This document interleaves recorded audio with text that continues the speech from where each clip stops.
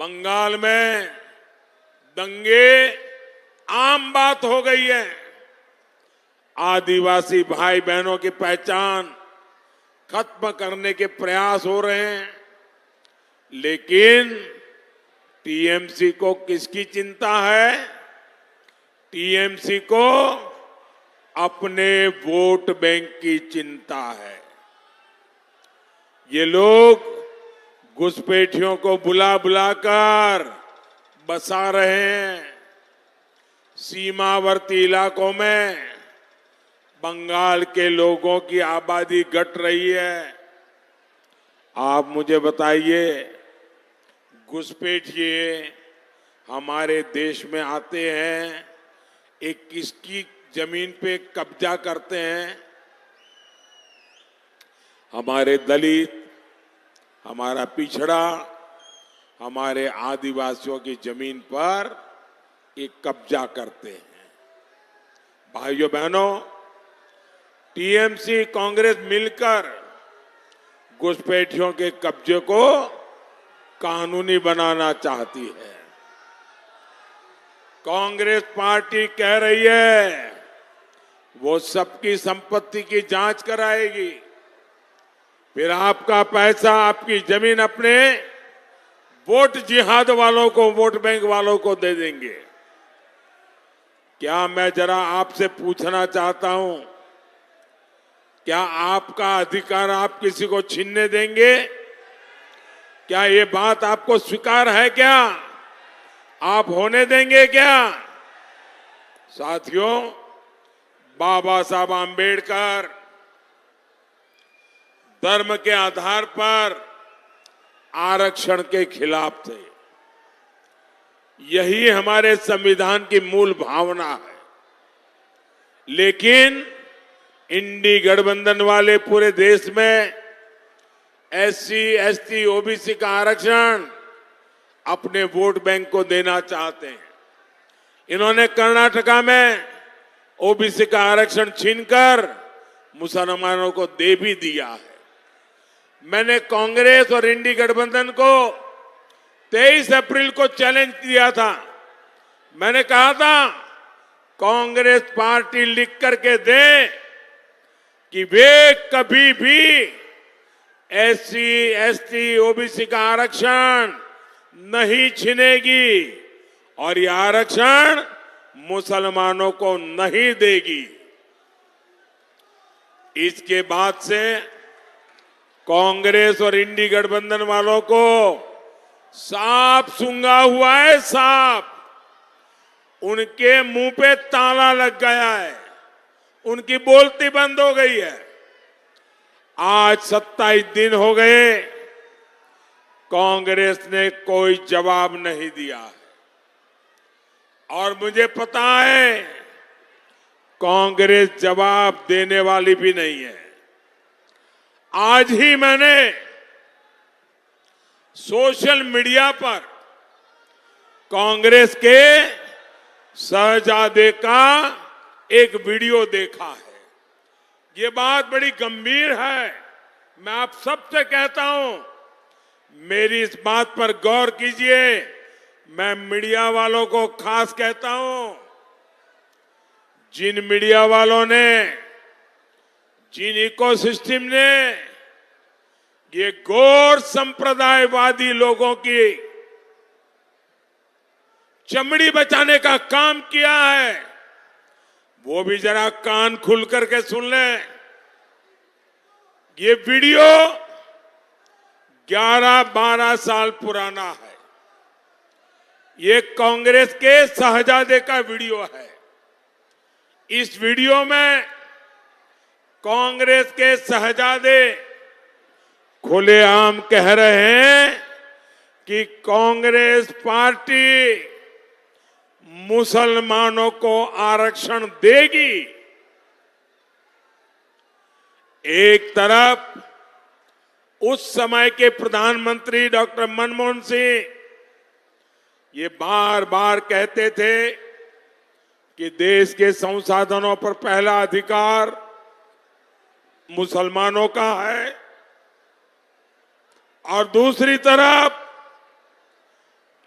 Remote control से सरकार चला रहे शहजादे का ताल ठोक कर ये कहना कि कांग्रेस मुसलमानों को आरक्षण देगी, यही कांग्रेस की सच्चाई है, जिसे कांग्रेस और उसके इकोसिस्टम ने बरसों तक देशवासियों के सामने आने नहीं दिया। पिछले दिनों मैंने बहुत सारे टीवी इंटरव्यू दिए, बहुत सारे मीडिया में इंटरव्यू प्रेस में दिए, और हर टीवी वाला आता था, मुझे पूछता था कि कांग्रेस के मैनिफेस्टो में तो नहीं लिखा है। आज मैं बहुत बड़ा सबूत पेश कर रहा हूं। शाहजादा खुद बोल रहे हैं कि वो मुसलमानों को आरक्षण देंगे। यानी इन लोगों में तीन बुराइयां साफ है। एक, ये इंडिया अलायंस वाले, कांग्रेस वाले, उनके साथी पूरी तरह 100% ये कम्युनल है, ये भारत की बिन सांप्रदायिकता के संविधान के घोर विरोधी है। दूसरा, ये घोर जातिवादी है, और तीसरा, ये घोर परिवारवादी है। ये तीनों बुराइयों से भरे हुए हैं लोग।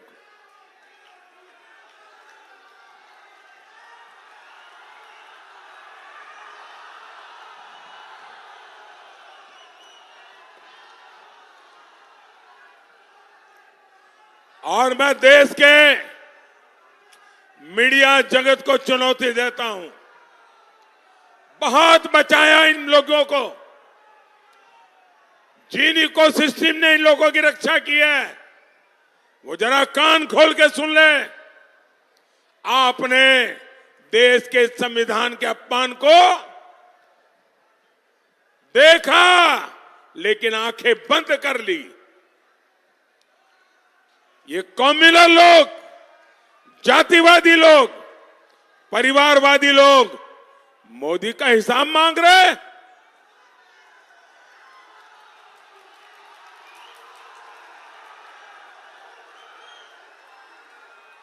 और आजकल मैं हर दिन उनका एक कच्चा चिट्ठा सबूतों के साथ खोल रहा हूं कि कितने घोर कम्युनल है, ये कितने घोर बिन सांप्रदायिकता के विरोधी है। ये 100% सांप्रदायिक लोग हैं। कांग्रेस मुसलमानों को आरक्षण देगी, और वो भी SC, ST, OBC का आरक्षण छीन करके लूट लेंगे आपका अधिकार। 24 के इस चुनाव में मोदी ने कांग्रेस की इस मुस्लिम लीगी सोच का नकाब उतार दिया है, पर्दाफाश कर दिया है, और इसलिए ये लोग बौखलाए हुए हैं, और उनकी पूरी इकोसिस्टम इससे बचने के रास्ते खोज रही है। मोदी ने आपको ऐसा पकड़ा है, देश इस चुनाव में आपको सजा देने वाला है।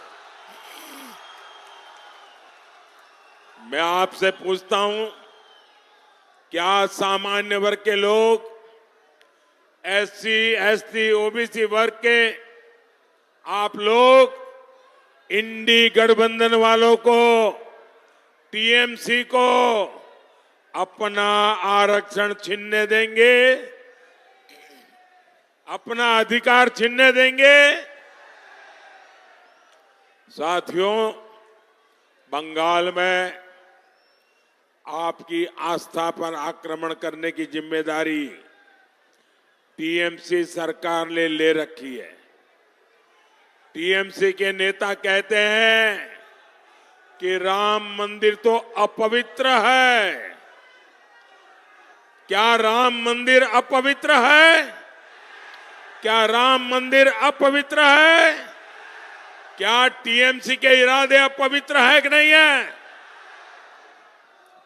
अरे टीएमसी सरकार खुद रामनवमी पर रोक लगाने के फरमान जारी करती है। टीएमसी के गुंडों से रामनवमी शोभा यात्राओं पर हमले करवाए जाते हैं।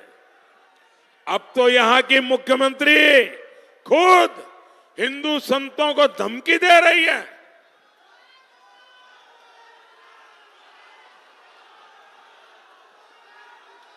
रामकृष्ण मिशन, इस्कॉन, भारत सेवाश्रम संघ, ये हमारे बंगाल की आध्यात्मिक पहचान है।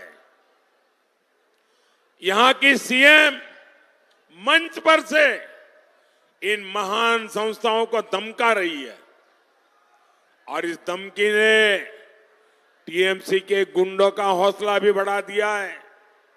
पता चला है कि जलपाईगुड़ी में रामकृष्ण मिशन के आश्रम में कल रात को तोड़फोड़ की गई है। आश्रम में काम करने वाले कर्मचारियों के साथ मारपीट की गई है, उनको धमकी दी गई है। ये बंगाल को अब किस तरह ले जा रही है टीएमसी सरकार? कभी बंगाल में रामकृष्ण मिशन को धमकियां मिलेगी, आश्रम में तोड़फोड़ होगी। क्या किसी देशवासी ने कभी सोचा था? लेकिन अपने वोट बैंक को खुश करने के लिए टीएमसी सरकार हद पार कर रही है। रामकृष्ण मिशन का अपमान, हमारे संतों का यह अपमान बंगाल कभी भी सहन नहीं करेगा।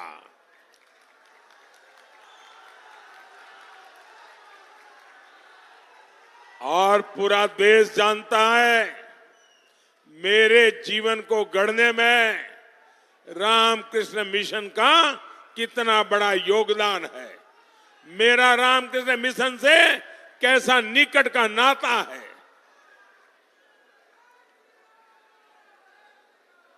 प्रधानमंत्री होने के बाद भी जब भी अवसर मिला, अगर रात्रि को रुकना था तो रामकृष्ण मिशन के सन्यासियों के साथ जाकर के रुकता हूं।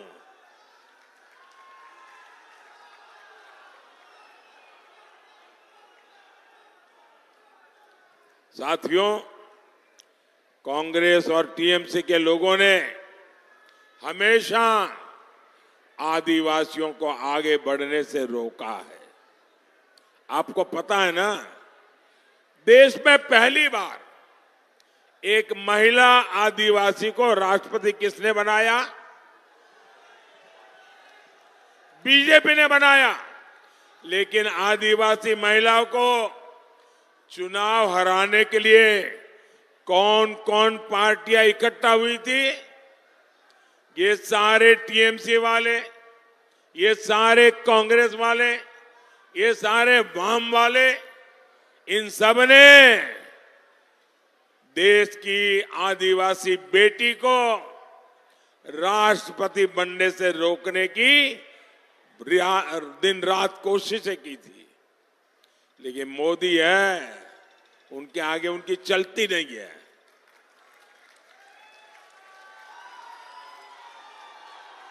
टीएमसी ने अपनी पार्टी के नेता को उनके खिलाफ उतारा था। आप मुझे बताइए, जो लोग आदिवासी महिला को राष्ट्रपति नहीं बनने देना चाहते, उन्हें आप लोगों के पास आकर के वोट मांगने का अधिकार है क्या? उन्होंने आपसे विश्वासघात किया है कि नहीं किया है? आपसे अन्याय किया है कि नहीं किया है? तो ऐसे लोगों को घुसने देंगे क्या? साफ कर देंगे ना इस चुनाव में? साथियों, मोदी बंगाल के विकास के लिए काम कर रहा है। 2019 में आपने बीजेपी को मौका दिया, मैंने विकास के लिए पूरी ताकत लगा दी। हमने झारग्राम में नया मेडिकल कॉलेज खोला। हमने बंगाल की रेल कनेक्टिविटी को बेहतर बनाने के लिए काम किया। हमने यहां झारग्राम चाकुलिया की तीसरी लाइन का निर्माण किया। रेलवे स्टेशनों को आधुनिक बनाया। हमारा झारग्राम स्टेशन भी अमृत स्टेशन बन रहा है। लेकिन साथियों, जहां कानून व्यवस्था तबाह होती है वहां निवेश पर भी असर पड़ता है और उद्योगों का विकास भी नहीं होता है। हमारा मेदिनीपुर और तामलुक उद्योग की संभावनाओं से भरा हुआ है। वहां पेट्रोकेमिकल इंडस्ट्री की अपनी पहचान रही है। लेकिन इतने साल से टीएमसी बंगाल में काबिज है। टीएमसी सरकार ने आके उद्योगों को आगे नहीं बढ़ने दिया। और सिर्फ तामलुक की ही बात नहीं है, ये पूरे बंगाल का दुर्भाग्य है। साथियों, आपका एक वोट टीएमसी के पूरे सिंडिकेट पर भारी पड़ेगा।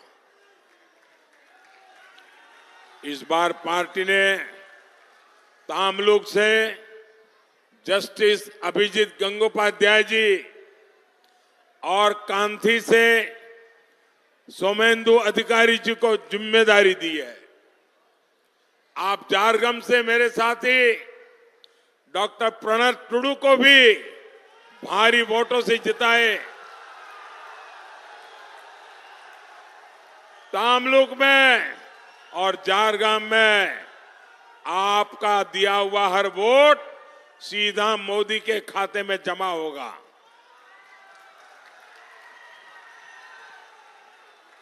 इनको दिया गया एक एक वोट बंगाल को अंधेरे से रोशनी की ओर ले जाएगा। मोदी आपके सपने पूरे करने के लिए दिन रात काम करेगा। आप मेरा एक काम करेंगे,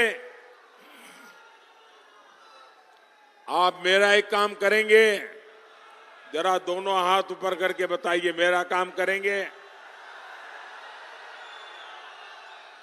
आप गांव-गांव ज्यादा से ज्यादा परिवार में जाना और हर परिवार में जाकर के कहना कि अपने मोदी जी आए थे और मोदी जी ने आपको प्रणाम कहा है। मेरा प्रणाम पहुंचा देंगे, मेरा जोहार पहुंचा देंगे। बोलिए भारत माता की, भारत माता की, भारत माता की।